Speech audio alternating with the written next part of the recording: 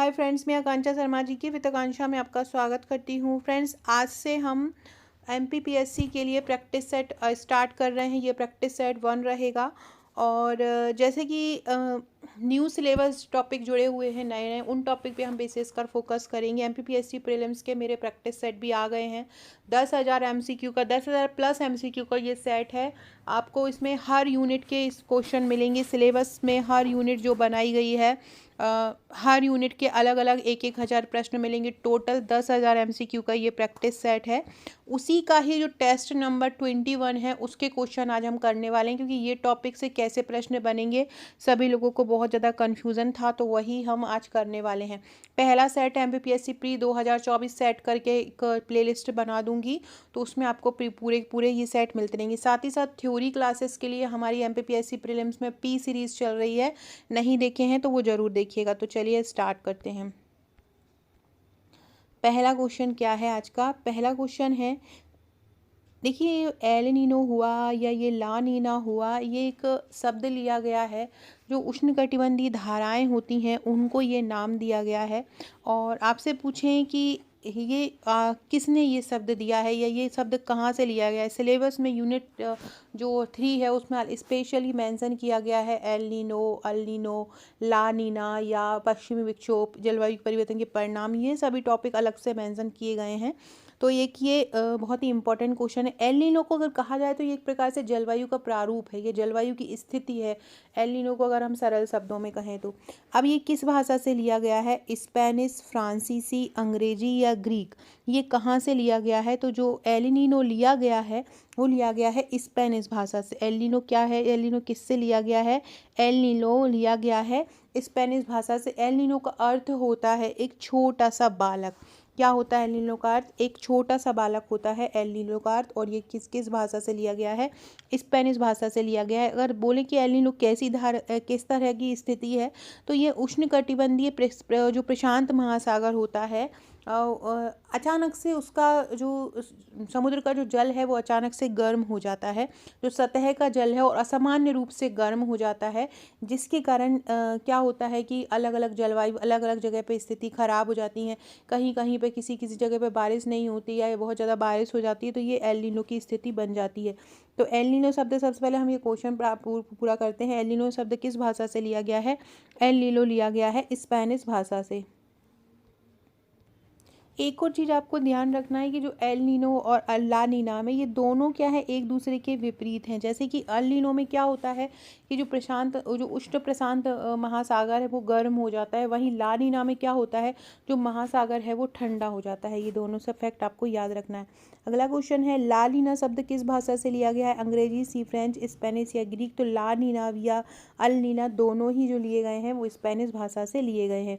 अगला है, निम्नलिखित में से कौन सा संयोजन समुद्री स्तर पर तापमान पर एल नीनो से संबंधित, मतलब कौन सा इनमें से कौन सा ऐसा है जो समुद्री स्तर पर जो सतह का तापमान है उससे संबंधित है, या सतह पर क्या स्थिति बनती है उससे संबंधित है? पहला है, ये सामान्य समुद्री सतह का तापमान से अधिक गर्म है। मतलब जो सतह रहती है समुद्री सतह की, वो जो सामान्य तापमान है उससे ज़्यादा गर्म हो जाता है। दूसरा है, ये दक्षिण अमेरिका और अंतर्राष्ट्रीय तिथि रेखा के बीच प्रशांत महासागर का गर्म होना है, जो सीधी रेखा पर केंद्रित होता है और भूमध्य रेखा के दोनों ओर कई डिग्री की ऊंचाई पर रहता है। तो ये दोनों ही फैक्ट इसके सही हो जाएंगे, क्योंकि ये दक्षिण अमेरिका जो पेरू के तट पर जो स्थितियाँ होती हैं, महासागरीय स्थितियाँ होती है, वो महासागर का जो जल हो जाता है वो बहुत ज़्यादा गर्म हो जाता है, जिससे दाब क्या होता है, कम हो जाता है। अगला है, कौन सी घटना पश्चिमी प्रशांत महासागर में उच्च वायु सतह से जुड़ी हुई है? जब ताप अधिक होता है तो दाब क्या हो जाता है, कम हो जाता है। तो ऐसी कौन सी घटना है जो पश्चिमी प्रशांत क्षेत्र में उच्च वायु सतह से जुड़ी हुई है? लानीना, जेट प्लांट, व्यापारिक हवा या अल नीनो? देखो, जो उच्च वायु सतह से जुड़ी हुई है, जैसे कि तापमान गर्म होता है, तो जैसे ही तापमान गर्म होता है तो हवा क्या हो जाती है, हल्की होकर ऊपर उठती है। उच्च वायु सतह मतलब सतह से वायु कैसी हो जाती है, उच्च हो जाती है। तो वो स्थिति कब बनती है, किस जलवायु स्थिति में बनती है? तो एल नीनो में बनती है। अगला क्वेश्चन है, कौन सी घटना पूर्वी प्रशांत क्षेत्र में निम्न वायु सतह दबाव को प्रभावित करती है? पूर्वी प्रशांत क्षेत्र में निम्न वायु दबाव को प्रभावित करती है वो भी एल नीनो ही है। जो पूर्वी प्रशांत क्षेत्र रहता है वहाँ पर निम्न, मैंने बताया जो अगर ताप ज़्यादा होगा तो दाब कैसा होगा, कम होगा। यदि ताप कम होगा तो दाब ज़्यादा हो जाएगा। ये दोनों एक दूसरे के हमेशा विलोम रहते हैं। तो ये क्या बोल रहे हैं, निम्न वायु सतह दबाव, मतलब कौन बनाता है ये निम्न वायु दबाव निम्न वायु सतह पर दबाव कौन बनाता है, एल नीनो बनाता है। जब एल नीनो जैसी स्थिति आती है तो क्या होता है कि जो पूर्वी प्रशांत क्षेत्र है, ये जो प्रशांत क्षेत्र है, वहाँ का जो जल होता है वो बहुत ज़्यादा गर्म हो जाता है और ऊपर का जो वायु की जो स्थिति है उसका दबाव जो हो जाता है वो कम आ जाता है। तो किस में होता है, ये एल नीनो में। अगला है एल नीनो प्रभाव से संबंधित कौन सा इनमें शामिल है। सबसे पहला है बोला है एल नीनो से संबंधित इनमें कौन सा शामिल है। इसके सीजन के पैटर्न पर बहुत प्रभाव पड़ता है, मतलब जो मौसम चल रहा है उस पर बहुत प्रभाव पड़ता है, क्योंकि ये समुद्र के दौरान प्रशांत के उत्तर पश्चिम में औसत से अधिक गर्म और शुष्क बनता है और प्रशांत के दक्षिण पश्चिम में आर्द्र बनता है। दूसरा क्या है, इसके सीजन के पैटर्न पर बहुत, दूसरा बोल रहा है इससे सीजन के पैटर्न पर बहुत प्रभाव पड़ता है, क्योंकि ये समुद्र के दौरान प्रशांत के दक्षिण पश्चिम में औसत से अधिक गर्म होता है।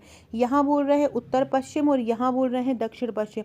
तो क्या होता है जब एल नीनो होता है, तो जैसे कि ये प्रशांत महासागर है, इसका जो उत्तर पश्चिम वाला भाग है, उत्तर पश्चिम जो भाग रहता है वो बहुत ज़्यादा गर्म हो जाता है और वो बहुत ज़्यादा शुष्क हो जाता है। इसका आंसर पहला हो जाएगा, दूसरा नहीं होगा। कि जब एल नीनो होती है तो क्या हो जाता है, उस समय उत्तर पश्चिम जो भाग होता है वो औसत से अधिक गर्म हो जाता है और शुष्क बन जाता है और प्रशांत का जो दक्षिण पश्चिम वाला भाग होता है वो आर्द्र हो जाता है और कम ताप को महसूस करता है। अगला क्वेश्चन है कौन सा सीजन ला नीना पर प्रभाव से संबंधित है। ला नीना मैंने बताया जब प्रशांत महासागर का जो जल होता है वो ज़रूरत से ज़्यादा ठंडा हो जाता है तो वो ला नीना स्थिति हो जाती है और ज़रूरत से ज़्यादा गर्म हो जाता है तो वो अल नीनो की स्थिति हो जाती है। अब वो बोल रहे हैं ला नीना का आपको बताना है कि ला नीना क्या है। सबसे पहला है सर्दियाँ अधिक आर्द्र होती हैं और प्रशांत के दक्षिण पश्चिम में औसत से अधिक वर्षा होती है और प्रशांत के उत्तर पश्चिम में शुष्क और औसत से अधिक वर्षा होती है। दूसरा बोल रहे हैं सर्दियाँ अधिक आर्द्र होती हैं और प्रशांत के उत्तर पश्चिम में औसत से अधिक वर्षा होती है और दक्षिण पश्चिम में शुष्क और औसत से अधिक वर्षा होती है। तो इसका आ जाएगा यहाँ पे जब सर्दियाँ तो आर्द्र होती हैं लेकिन जो दक्षिण पश्चिम में औसत से अधिक वर्षा नहीं होती है, जबकि ला नीना के प्रभाव से उत्तर पश्चिम में औसत से ज़्यादा वर्षा होती है।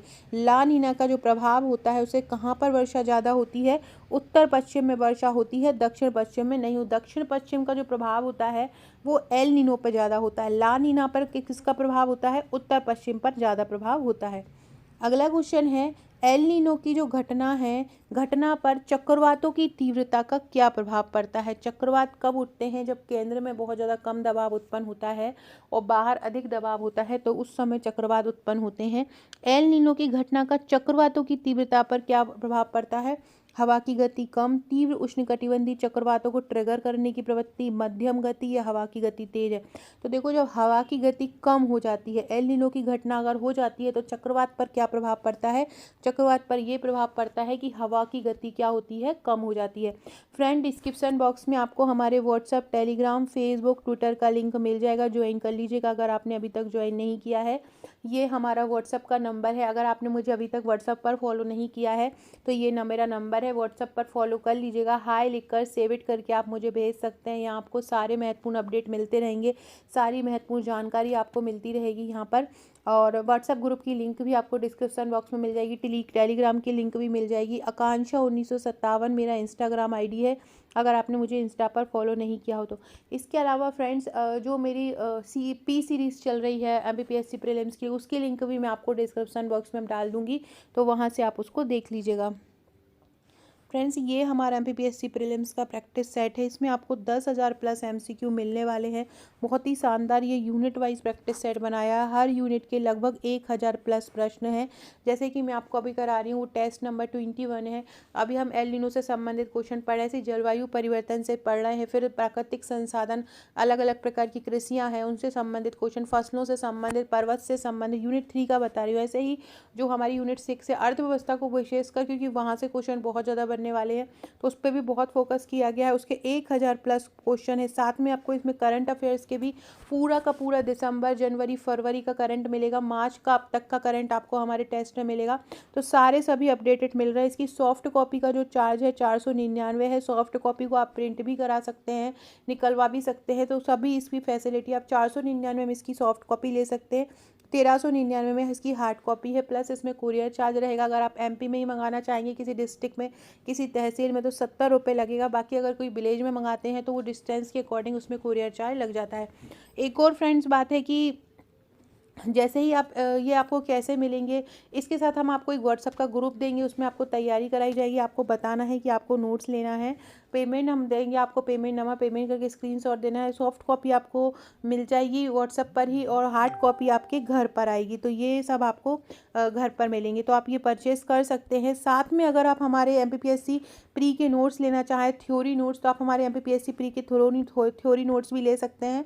थ्योरी नोट्स बहुत अच्छे से तैयार किए गए हैं, हस्तलिखित नोट्स हैं थ्योरी के भी, और उसमें हस्तलिखित मानचित्र का प्रयोग है, फ्लो चार्ट डायग्राम का प्रयोग है। इस तरह से ये कवर किए गए हैं। इसके अलावा अगर आप महिला सुपरवाइज़र की तैयारी कर रहे हैं तो आप हमारी महिला सुपरवाइज़र के नोट्स भी ले सकते हैं। महिला सुपरवाइज़र में टोटल 7 बुकलेट, साथ में एक ऑनलाइन व्हाट्सएप ग्रुप मिलता है तैयारी के लिए। ये एमपीपीएससी प्रीलिम्स के नोट्स हैं, आप देख सकते हैं। हस्त निर्मित मानचित्र सारणी बुलेट फॉर्म का प्रयोग करते हुए हर टॉपिक को यहाँ बहुत ईजी लैंग्वेज में कवर किया है।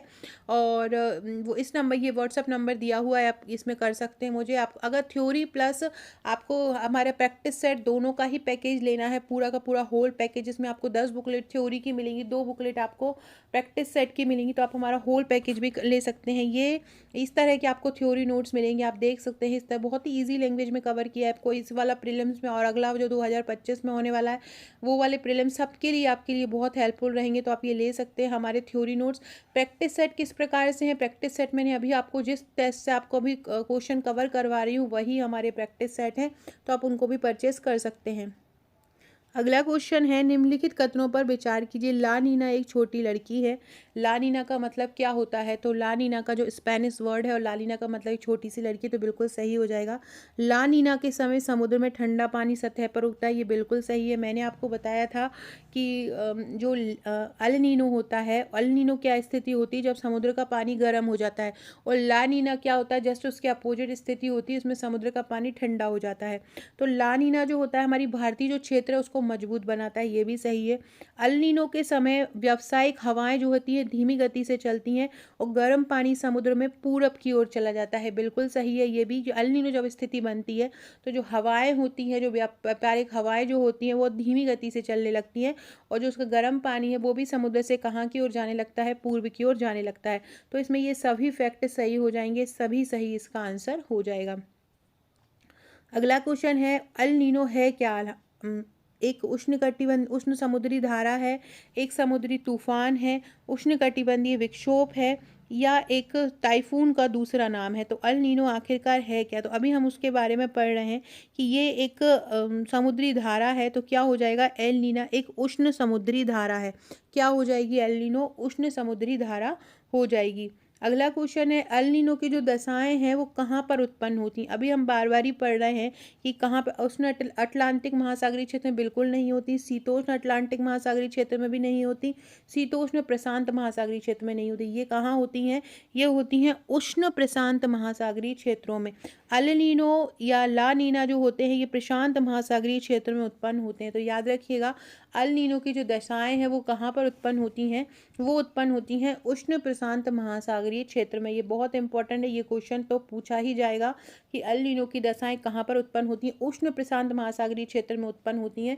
और ये हवाएं ऐसी होती हैं कि इसके कारण जो प्रशांत महासागर का सतह का जल है, मतलब ऊपर वाला जल है, जो बहुत ज़्यादा गर्म हो जाता है। गर्म होने के कारण कभी भी कोई जो जल होगा वो गर्म होगा तो वो ऊपर उड़ेगा, ऊपर उड़ेगा मतलब हल्का हो जाएगा, हल्का होकर वो ऊपर जाएगा, ऊपर जाएगा तो जो वायु का दबाव जो होगा वो कम हो जाएगा, मतलब आसपास के चारों ओर क्या हो जाता है? निम्न दबाव की स्थिति बन जाती है। तो याद रखिएगा, अल नीनो की दशाएं कहाँ उत्पन्न होती हैं? उष्ण प्रशांत महासागरीय क्षेत्र में उत्पन्न होती हैं। अगला क्वेश्चन है, अल नीनो घटना में व्यापारिक हवाओं की जो दिशा होती है वो किसकी ओर हो जाती है? पूर्व से पश्चिम की ओर हो जाती है, पश्चिम से पूर्व की ओर हो जाती है, उत्तर से दक्षिण हो जाती है, दक्षिण से उत्तर। तो जब अल नीनो की घटना होती है तो जो व्यापारिक हवाओं की जो दशा है वो कहाँ की ओर चली जाती है, ऊपर। यहाँ से अगर ये समुद्र है और यहाँ पर ये हवा हवा उत्पन्न हो रही है तो ये इस तरह से पूरब की ओर चली जाती हैं। तो याद रखिएगा उत्तर पूर्व की ओर ये चली जाती हैं। तो पश्चिम से पूरब इसका आंसर हो जाएगा। अल नीनो घटना में व्यापारिक हवाओं की जो हवाओं की जो दिशा है वो किस ओर चली जाती है, वो पश्चिम से पूरब की ओर चली जाती है। याद रखिएगा अल नीनो घटना में व्यापारिक हवाओं की दिशा कैसे हो जाती है, पश्चिम से पूर्व। ये सभी फैक्ट हमारे जो ये आपको जो टेस्ट में तो मैं क्वेश्चन के रूप में करवा रही हूँ, जो हमारे थ्योरी नोट्स हैं इसमें मैंने बहुत अच्छे से अल नीनो को कवर किया है। स्पेशली ऐसे ऐसे फैक्ट जो क्वेश्चन में आपसे पूछे जा सकते हैं उनको वन लाइनर फॉर्म में लिखा हुआ है जिससे आपको याद करने में परेशानी ना हो। अगला क्वेश्चन है ला नीना घटना में क्या होता है। अभी तो हम क्या पढ़ रहे थे, अल नीनो के बारे में पढ़ रहे थे। अब बोल रहे हैं कि ला नीना घटना में क्या होता है। उष्ण प्रशांत महासागरीय जल का तापमान बढ़ जाता है, बिल्कुल नहीं। ये वाली जो घटना होती है तो वो तो एल नीनो में होती है। उस उष्ण अटलांटीय महासागरीय जल का तापमान बढ़ जाता है, ये भी नहीं, क्योंकि इनका अटलांटिक महासागर से संबंध है ही नहीं है। अगला है उष्ण प्रशांत महासागरीय जल का तापमान कम हो जाता है, ये सही है। उष्ण अटलांटिक महासागर से संबंध नहीं है, तो तीसरा इसका आंसर सही हो जाएगा। ला नीना घटना में क्या होता है, जो उष्ण प्रशांत महासागरीय जल होता है वो क्या होता है, ठंडा हो जाता है। और एल नीनो में क्या हो जाता है, गर्म हो जाता है। दोनों स्थिति याद रखिएगा। अगला है भारत में सबसे अधिक होने वाली प्राकृतिक आपदा कौन सी है, जो सबसे ज़्यादा होती है, बाढ़, भूकंप, भूस्खलन या ज्वालामुखी। तो भारत में जो सबसे अधिक होने वाली प्राकृतिक आपदा है वो है बाढ़। भारत में सबसे ज़्यादा कौन सी स्थिति बनती है, भारत में हर साल बारिश होती है और हर साल ही हम देखते हैं न्यूज़ में कि कहीं ना कहीं बाढ़ आ ही रही होती है। तो भारत में सबसे अधिक होने वाली प्राकृतिक आपदा कौन सी है, बाढ़ है। याद रखिएगा आपके सिलेबस में यूनिट 3 में आपदा भी एक महत्वपूर्ण टॉपिक है, उससे संबंधित ये क्वेश्चन है। अगला है नीचे लिखे प्राकृतिक खतरों में मनुष्य के लिए सर्वाधिक क्षति के लिए कौन उत्तरदायी है। ज्वालामुखी का फूटना, भूकंप, बर्फीले तूफान या सुनामी।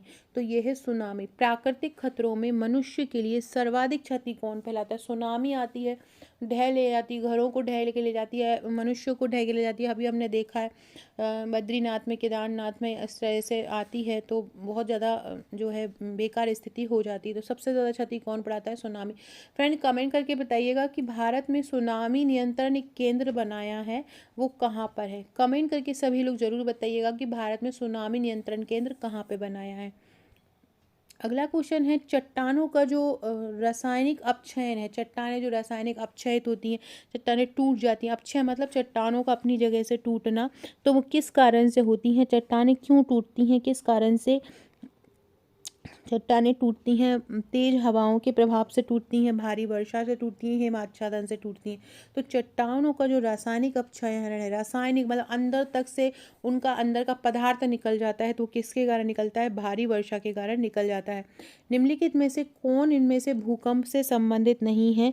अधिकेंद्र, केंद्र, भूकंप लेकी, उभरना या बढ़ना, इनमें से कौन नहीं है। तो देखो अधिकेंद्र भी होता है, केंद्र भी होता है, भूकंप लेखी भी होता है, उभरना या बढ़ना इससे संबंधित नहीं बल्कि ज्वालामुखी से संबंधित है।